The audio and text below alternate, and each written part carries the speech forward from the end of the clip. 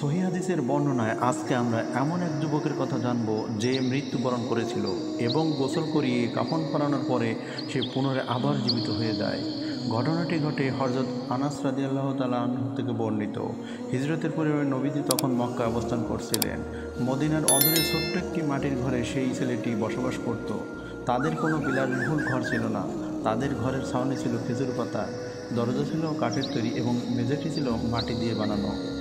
আর্থিকভাবে তারা এতটাই দুর্বল ছিল যে সন্ধ্যা হলে খানিকটা তেলও তাদের অবশিষ্ট থাকতো না ঘরে আলো জ্বালানোর জন্য। তাও ছেলেটি কোনো এক জায়গা থেকে কিছু কাঠ জোগাড় করে সেই কাঠের আগুন জ্বালিয়ে সাময়িকভাবে সময়ের জন্য ঘরে আলো জ্বালাতো। তার বয়স ছিল প্রায় 14 বছরের মতো।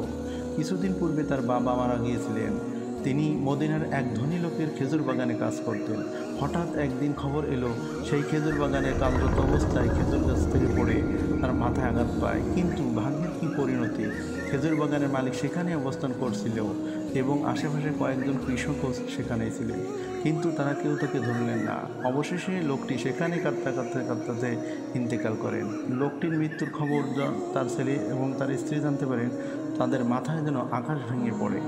মদিনার আকাশ যেন তাদের জন্য কালো হয়ে যায়। অন্ধকারে ছেয়ে যায় তাদের জীবনের যাত্রার সমস্ত পথ।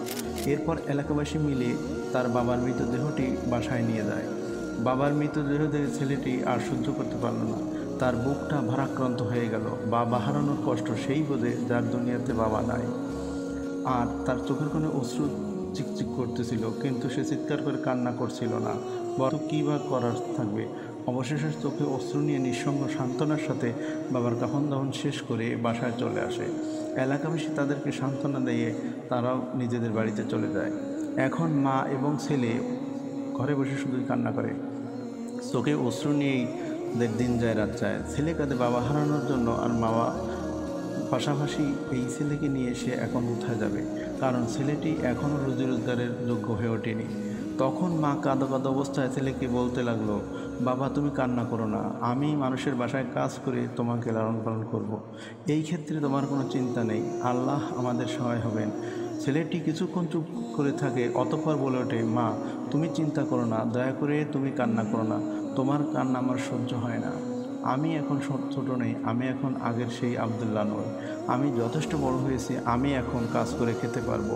তাছাড়া আমার বাবার মতো দুইজন বাবার ভাই তো এখনও জীবিত রয়েছেন, অর্থাৎ আমার চাচারা। তারা তো আসেনি আমাদের জন্যই, তারা আমাদের অভিভাবক হবেন।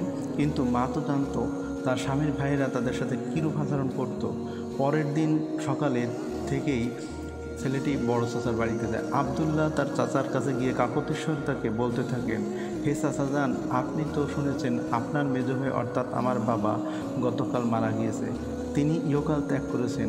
এখন আপনি হচ্ছেন আমার একমাত্র অভিভাবক এবং একমাত্র ভরসা।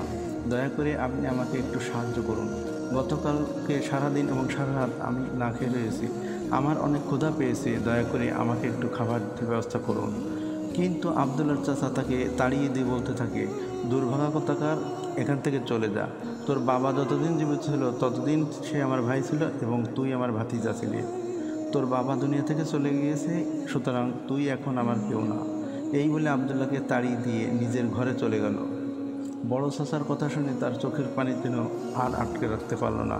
কষ্টে বুকটা ভরে যাচ্ছিল। কষ্ট ভরা বুক নিয়ে সে তারপর চলে গেল তার ছোট চাচার কাছে। ছোট চাচার কাছে গিয়ে তাকে দেখে ডেকে কাকতিস্বরে বলতে থাকে, হে ছোট চাচা, আপনার বড় ভাই অর্থাৎ আমার বাবা তো শুনেছেন গতকাল মারা গিয়েছে। এখন আপনি হচ্ছেন আমার একমাত্র ভরসা, দয়া করে আপনি আমাদেরকে একটু সাহায্য করুন। কিন্তু সেও সাহায্যের হাত বাড়ালো না, উল্টো বলতে লাগলো, হে আবদুল্লাহ, আমার কাছে তুমি কোনো সাহায্যের আশা করো না, আমি নিজেই নিজের সংসার চালাতে পারি না, তোমাদের অভিভাবকের দায়িত্ব কিভাবে নিব। এই বলে তার ছোট চাচাও সেখান থেকে চলে গেল। এরপর আবদুল্লাহ সেখান থেকে ফিরে আসে এবং বাড়ি পথে হাঁটা শুরু করে। তার চোখে অশ্রু, বুকে কষ্ট, দুইজন মানুষই ছিল তাদের কাছ থেকেও নিরাশে ফিরে এসেছে। কষ্ট আর ক্ষুধার তাড়নায় তার পা যেন আর চলছিল না।